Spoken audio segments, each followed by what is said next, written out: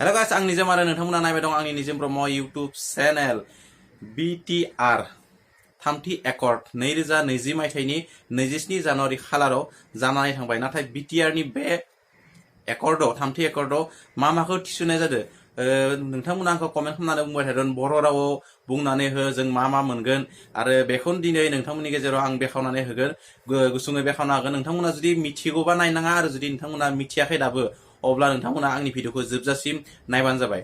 नोंथांमोना मिथिखागौ गामि ओंखारलाय आरो थिसुनाय आरो बेखौ आं बुङाबाबो जागोन गामि हाबनाय आरो ओंखारनाय जागोन बर' गामिफोरा खायसे बर' गामिफोरा थिखनजागोन आरो खायसे गुबुन हारिनि गामिफोरा ओंखारगोन बेनि अनगायैबो बर' कसारि वेलफेयार काउन्सिल बेखौ दानाय जागोन बेनि अनगायैबो गासैबो पावारा जोंनि बर' हारिनि जे BTR नि गासैबो पावारा BTC नि आन्डाराव थागोन आरो जायनि थाखाय जोंनि बेनि एक्जिक्युटिभ आरो एडमिनिस्ट्रेटिभ बायदिफोर नांनाय जागोन नङा होमबा आरो बेफोर नांनायनि भेकेन्सि एबा बेफोरखौ 90 दिननि गेजेराव सुफुंगोन आरो 90 दिननि गेजेराव गासैखौबो फिलआप खालामगोन बेनि अनगायैबो मोनसे मोजां खोथा जे बर' रावखौ अफिसियेलि लेंगुवेज हिसाबै लागोन बेनि अनगायैबो NDPP नि जाय केस क्रिमिनेल केस फिसा फिनला जायफोर केस दोङो आरो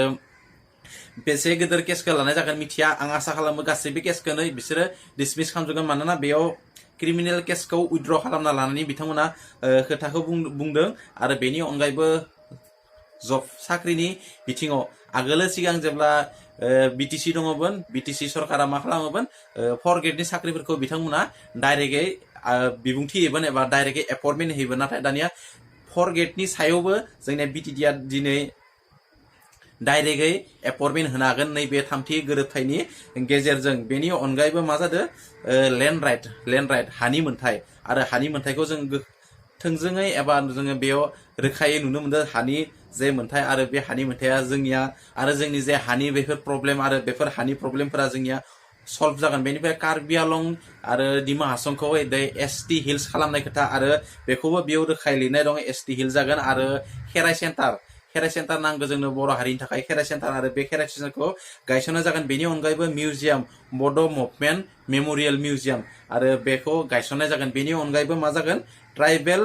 आर्ट गेलारि मिउजियाम बे भेरगाव जागोन दै ट्राइबेल आर्ट गेलारि मिउजियाम बेनि अनगायैबो स्वामी बिबेका इउथ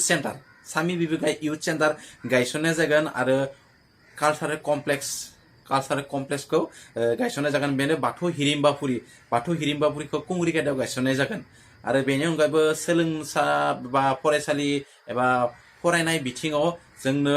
फोरोंगिरि थिसननो गोनांथि दंमोन आरो बेफोर फोरोंगिरिफोरखौ जोंनिया डाइरेक्टयै थोंजोङै थिसननो हागोन आरो बे खोथायाबो रोखायैनो दोङो आरो बेनि अनगायैबो जोङो फरायसालिनि बिथिङाव जों मा मोनगोन उपेन्द्रनाथ ब्रह्म सेन्ट्रेल इउनिभार्सिटि बेखौ बाक्सायाव गायसननाय जागोन बेनि अनगायैबो नेशनेल स्पर्ट इउनिभार्सिटि बेनि अनगायैबो north east regional institute of medical science बेखौबो गायसननाय जागोन रौतायाव बेनि अनगायैबो भेटेनारि कलेजबो गायसननाय जागोन बेनिफ्राय NIT national institute of technology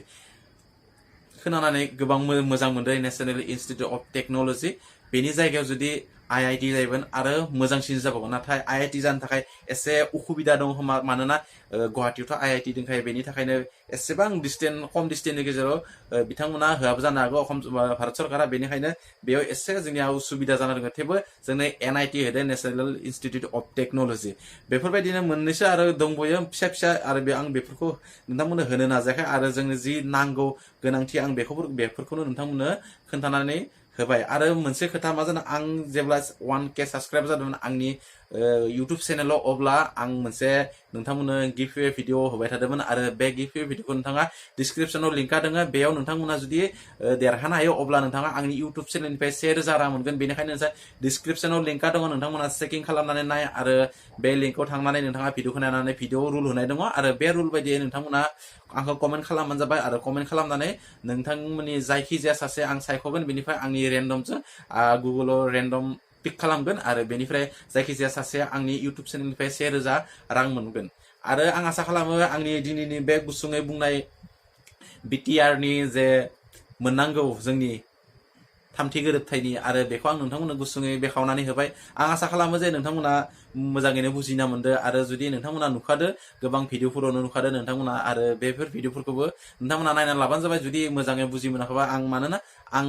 video बानायनो एसेबां गोसो गैयामोन दिनै बेनिखायनो गोसोआ एसे दर दङ मानोना नोंथांमोना मिथिखागौ दिनै बड'लेण्डनि थाखाय जे दिनै 7 फेब्रुवारि नङा होमबा जे भारतनि प्राइम मिनिस्टारा फैदो आरो बे फैनायनि थाखायनो आंबो क'क्राझार थांनो होननानै मिजिं थिदोंमोन नाथाय आंनि एसे उसुबिदानि कारणे थांनो हायाखै बेनिखायनो भिडिअ बानायनो एसेबां जस गैया आरो दिनै बेनिखायनो नोंथांमोना आं बेखौनो दिनै फोरमायना होबाय नोंथांमोना मोजां मोनोबा लाइक खालाम शेयार खालाम आरो गोदाननिफ्राय चेनेलखौ साबसक्राइब खालामना लाबानो जाबाय नोंथांमोननिबो अनसायनाय नांगौ मानोना भिडिअ बानायनो थाखाय नोंथांमोननि अनसायनाय नांगौ नोंथांमोनासो लाइक शेयार खालामबासो अब्लासो आं जौगाखांनाय मोनगोन भिडिअ बानायनायफोराव नङा होमबा बेनिखायनो नोंथांमोना खालामबानो जाबाय लाइक शेयार खालामबानो जाबाय भिडिअखौ नोंथांमोननि जे WhatsAppनि ग्रुप जेसेबां दङ नोंथांमोना बेफोरखौ शेयार खालामबानो जाबाय भिडिअखौ अब्ला नेक्स्ट मोनसे भिडिअ लोगो मोननाय मिजिंजों दिनै एसेयावनो नोंथांमोननि गेजेरनिफ्राय आङो बाय बाय